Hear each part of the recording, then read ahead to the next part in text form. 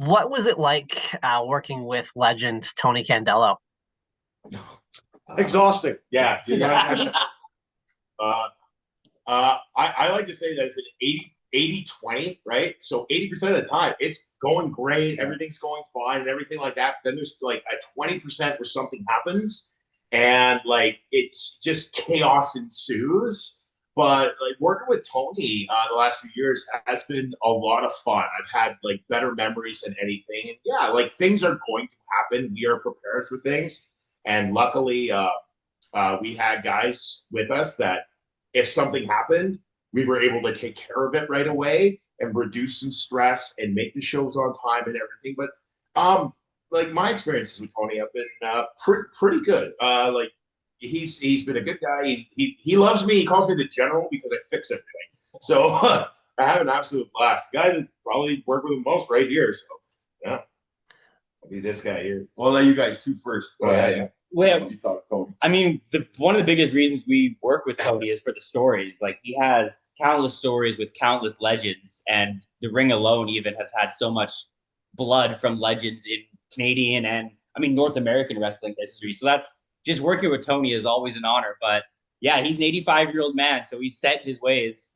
But it's it's not always a good thing, right? But yeah, what do you think, Pete? Tony Condello is essentially my grandfather. Just white.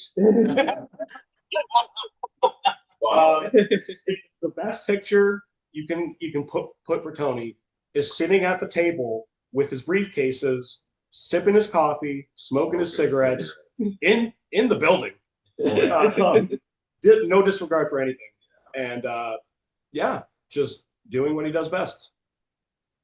Yeah, he's what makes these tours, right? There's a reason it's like the Tony Condello rest of the tour, whatever you want to call it, the Northern Tour, the Death Tour. But it's Tony Condello. That's the part people remember. That's the part that like rings your ears as like a wrestling fan. Like you grow up hearing the stories, and it's like, oh yeah, you got guys like Edge, Christian, Chris Jericho going on these tours, but they're going on the Tony Condello tour, and you go there and you get to be with the man himself. He's got stories going back 50 years of like all these tours going to all these towns that don't get other shows. It's just being with him and getting to be kind of a part of history a little bit is just a completely different experience that you don't get often in wrestling. Not just hearing the stories, but making the stories. Yeah. Being a part of the stories themselves. Yeah, that's the best. I started working for Canelo in 1997, so I've known him for 30 years, and I've watched as he's gotten older. He used to be the ring announcer, so we've had such stars as Land Storm. Like he did his concept of the English language alone is tremendous. It's hilarious, but like they're tough tours, and that's they've made documentaries of them, not one, several of them. They've made documentaries of this guy's life. He's been promoting 50 years. He is set in his ways, but imagine you've been doing this for 50 years and how many people have stolen from you. How many guys, like there have been people that literally they're on the first day of the tour, they saw what they were in for, and they just headed to the airport and left the tour. It's happened. I'm not saying any names. And a legend, another legend from out your way is Black Dragon. Brett Como is another guy that flew himself home because these are really bad. They're tough, right? And Stressful.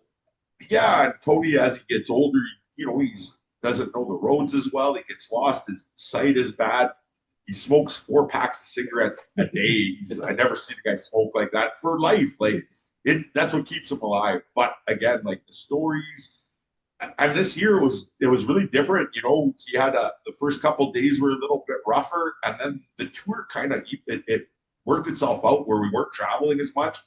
And he was coming in the back telling everybody, "Good job, guys," which, man, that never happens. Like, he comes to the back and he's got someone in the corner chewing him out. "What are you punching him for? Why are you pinning him 80 times? Blah, blah, blah, blah, blah." He's usually really, bitching about something. There's usually something wrong. And this tour was like way better. We had dinner together. And that, I think, attests for the crew this year. This was probably one of the best crews, the tightest crews. The ring went up and down in, a half an hour, which was because everybody just put their gloves on and got to work, and then we had a blast, man. We had we stayed in 2 rooms for fucking 3 or 4 nights. So we got to watch the comedy shows together, and that's where you get to bond. And Tony went to work and told stories one night, and had smoked 800 cigarettes and almost froze the guys out of the room. It's hilarious. You can't make it up. You have to actually go on it. And that's, we had a kid named Draco come with us, and he's another guy from out your way, and that messaged me because he had heard about these tours. And his dad, Scotty Mack, told him, if you can ever get on one of these, man, get on one because it's great. And he fit right in with our crew. So it was probably one of the best crews and one of the best times. You had a few cancellations. It's called the Death Tour for a reason. There were some deaths out there. I believe he said we had 3 shows canceled. So still did a handful of shows, and Jake Woods kept his record intact. Yeah. His forehead, not so much. Yeah. Well, Jake, how many matches did you wrestle? I mean, how couple of you guys? The official record, according to a post I made on Instagram, was I went 22-0. There you go. It was a typo. It was 0-22.